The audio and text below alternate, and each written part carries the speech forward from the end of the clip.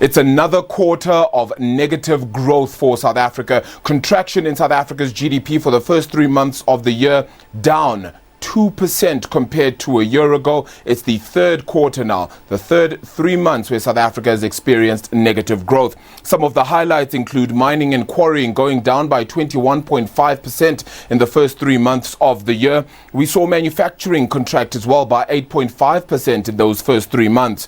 Electricity, gas and water industry also contracted by 5.6%, and a lot of that was largely due to a decrease in electricity and water that was consumed as well. Agriculture, forestry and fisheries, however, increased by 27.8% and served as the biggest growth for the GDP number in the past quarter, the first quarter of the year, that is, of course, so quite significant on that front. But overall, it does mean South Africa remains in a recession. Let's chat more about this now. Izak Odendaal does join us, and he's an investment strategist at Old Mutual, and he joins us. It's a good afternoon to you, Izak. Not really a massive surprise here, but it gets scary when considering that COVID-19 hasn't really been impacted in these numbers.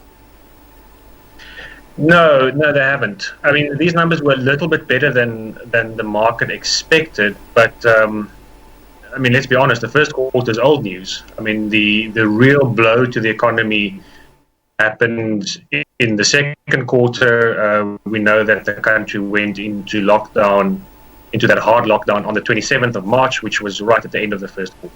So yeah, most of the first quarter data that you spoke about is pre-COVID and actually reflects ongoing weakness in the SA economy, but more specifically, remember that we had recurring load shedding during the quarter.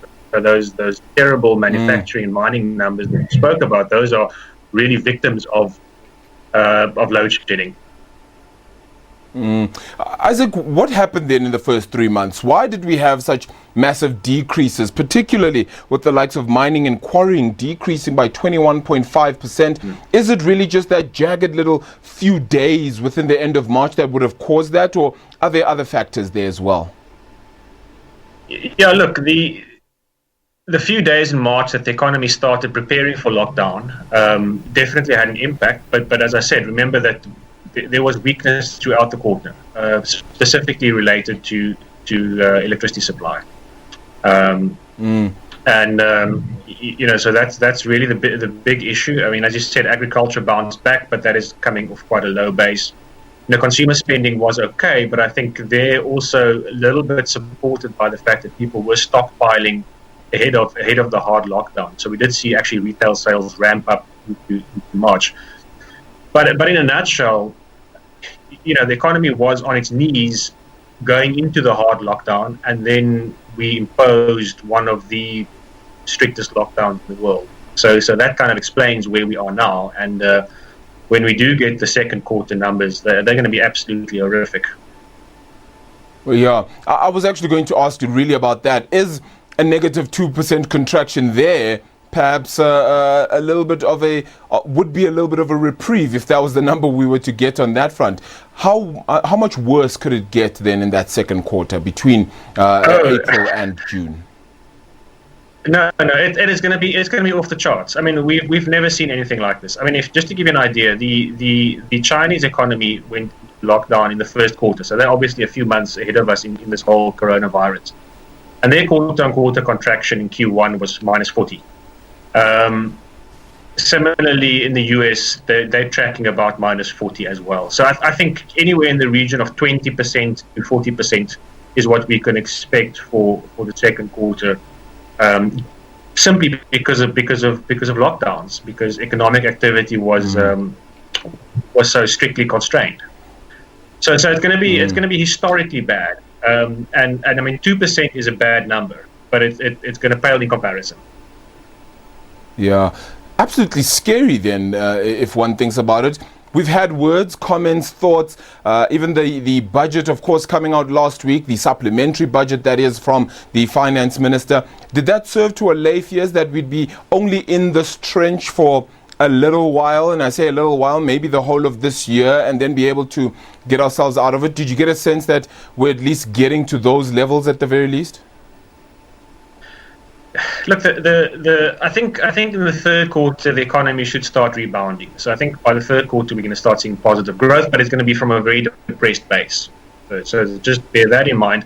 In terms of the budget, I think the problem with South Africa is that because we came into this crisis with limited fiscal ammunition, in other words, government debt was already high, government borrowing was already high, there's limited space for the government to step in and really support the economy on the way down and stimulate the economy on the way up, which is what we're seeing in the richer countries of this world, where they're literally throwing trillions of dollars at the problem. We don't have that.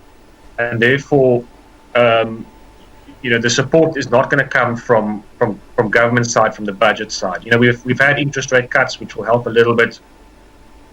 But really, we went into this crisis with one hand tied behind our backs, and we're going to have to crawl our way out of it. There's not. How do we crawl out of it? Be a huge amount of support. How do we crawl out of it? What's the best sort of move right now for South Africa? Look, so some of it will just be a natural bounce back. The restaurants were closed and they will reopen, and people will spend money there. So some of it is just a natural return activity that was constrained. Unfortunately, a lot of businesses will have gone under. People will have lost their jobs. So the extent of that bounce back is limited. So from a policymaker's point of view, I think really now is the time to increase certainty. We can't be arguing about things that are increase uncertainty for business people. We need to give them certainty of regulations in the next couple of years. I think we really need to ramp up getting the private sector involved in those infrastructure spendings, and we spoke about that last week. These are all things that can help. Clearly, the government doesn't have much money, so now the focus needs to be on getting the private sector involved as much as possible in investment and infrastructure and the like. And then I think the third thing we can do, which is free, is you really need to take a long, hard look at regulations that are constraining economic activity, and trying to get rid of those that are necessary. Because again, the government doesn't have money, so it's going to have to look at other ways of trying to revive business confidence. Yeah, the time for lip service is certainly over. Izak, appreciate the time there. Izak Odendaal is an investment strategist then at Old Mutual, and he was joining us there as we got to that GDP number. South Africa's nominal GDP for the first 3 months of the year, 1.28 trillion rand then. That is still down, however, from that fourth quarter number, and certainly will begin to impact things. The likes of trade falling off, but agriculture beginning to pick up as well then is what we saw in that quarter. So those numbers absolutely scary. We'll continue to unpack them right here on Point.